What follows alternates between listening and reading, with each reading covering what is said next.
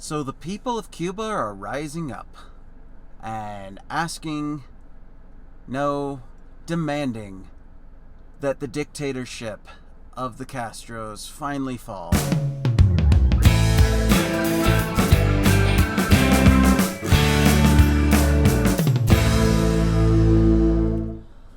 Hi, welcome back to the Colorblind Architect Podcast. So, yeah, Cuba is on fire, I guess. I don't know how to describe it, metaphorically speaking. So you've got nationwide protests of the people demanding liberty. They're demanding to be free of communism, and this is a wonderful thing. They're waving American flags, by the way.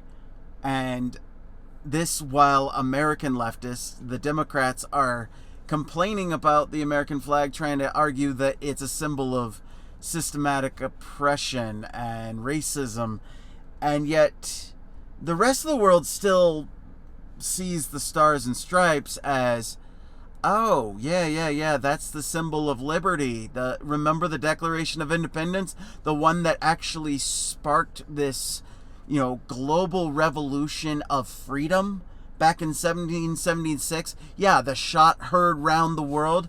No, the Democrats, they're too busy with their rainbow flags and thinking that we're evil because we were founded on Judeo-Christian principles and we ended slavery and we ended segregation through the principles encapsulated in the Declaration of Independence and the Constitution of the United States, which were inspired of God.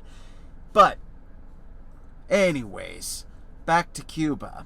So the people, they're protesting, they're demanding an end to the Castro regime, they're demanding an end to communism, they want to be free, which is a wonderful thing. Now, take it back several decades.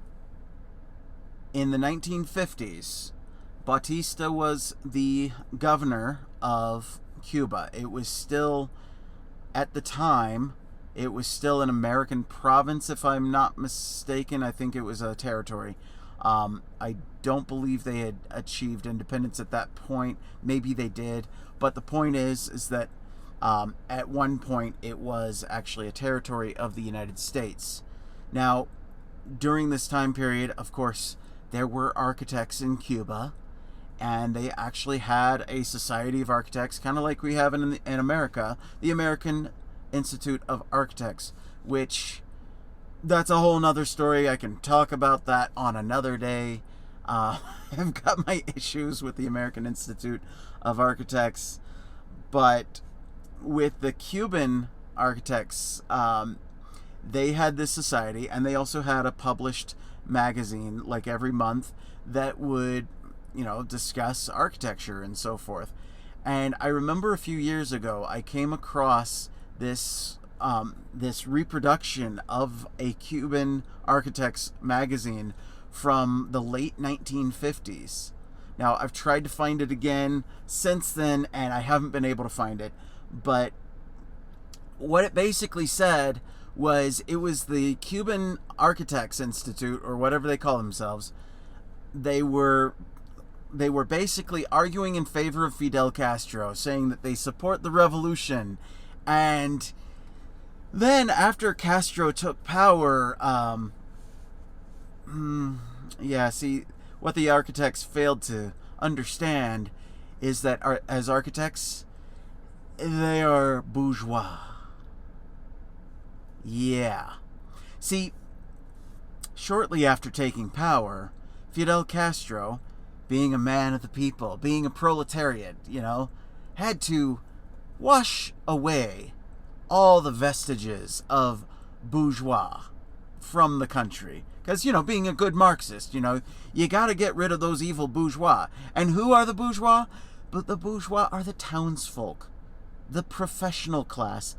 Your doctors, your lawyers, your architects.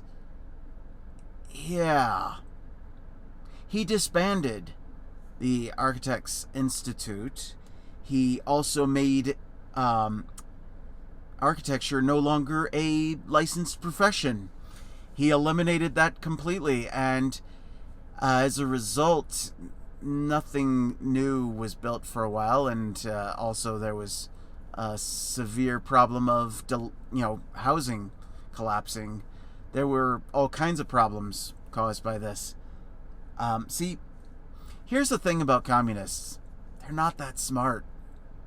They're really good at tricking the useful idiots into believing that this is going to be a paradise on earth.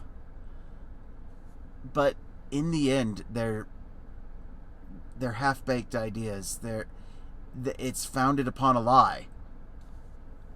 And so, to any professionals out there, I'm pleading with you. Pay attention. Be aware. Realize that, look, professional licensing is actually a good thing. And the reason why we have it is to protect the public. Like, when I get my license, right? It's health, safety, and welfare. It is actually part of my ethical obligation as a professional to protect the health, safety, and welfare of the people. Why? Well, because, as Hammurabi's code had it, if any man build a house for someone, and that fall upon the owner of the house and kill him, the builder of the house, i.e. the architect, the contractor, is personally liable and sentenced to death. That still essentially exists today. I am personally liable for the work that I do. Why? Because the health, safety, and welfare, nay, the very lives of the people who occupy structures, depend on architects like me to do our job. To do it ethically, honestly, and make sure that we do everything that we can to do it right. Obviously, there are limits of our liability, thanks to case law, that are based on, the realities of imperfection and coordination and all that. But ultimately, I take that very seriously. And so, if somebody comes in telling you that the bourgeois are evil, the professional class are evil, you should ask them back, well, what do you propose? I mean, how do you propose to have people actually performing these services that are necessary services and do it the right way? Institutions are there for a reason. In the case of the professional classes, yes, I know they can be agonizing. I mean, we all have lawyer stories or doctor stories where we see problems. And I'm sure there's people, I hear it all the time from clients who have left other architects to come to me. You hear stories about horrible architects, horrible accountants, horrible dentists. Yeah, that's going to happen. Okay? That's totally going to happen. But, as Jordan Peterson says in his new book, Beyond Order, be very careful before you cast away institutions if you don't actually understand what those institutions do. And I'm talking about cultural and societal institutions. So, like, for example, the institution of the professional classes is something that the communists tried to do away with because in their flawed ideology, they believed them to be part of the bourgeois, part of the class of people who were basically leeches on society. That the real power of the society were the workers, the farm workers and the factory workers. Never mind the fact that you wouldn't have a factory if you didn't have the engineers that knew how to design the machinery and the factory building itself. Never mind the fact that you have to have an owner of the factory who can manage and operate it and do the sales and make sure that there's actually some reason why you're building stuff.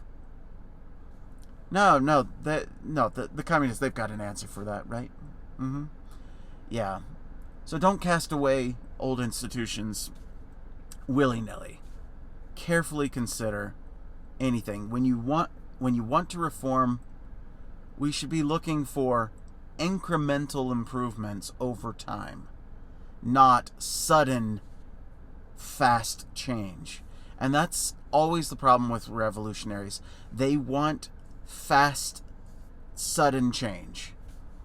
And that's never a good idea. Incremental change over time. That's how we make this world a better place. And with that, I leave you for another day. Thank you for watching. If you liked the video, hit like or subscribe, give me a rumble, and I'm the Colorblind Architect. Peace out.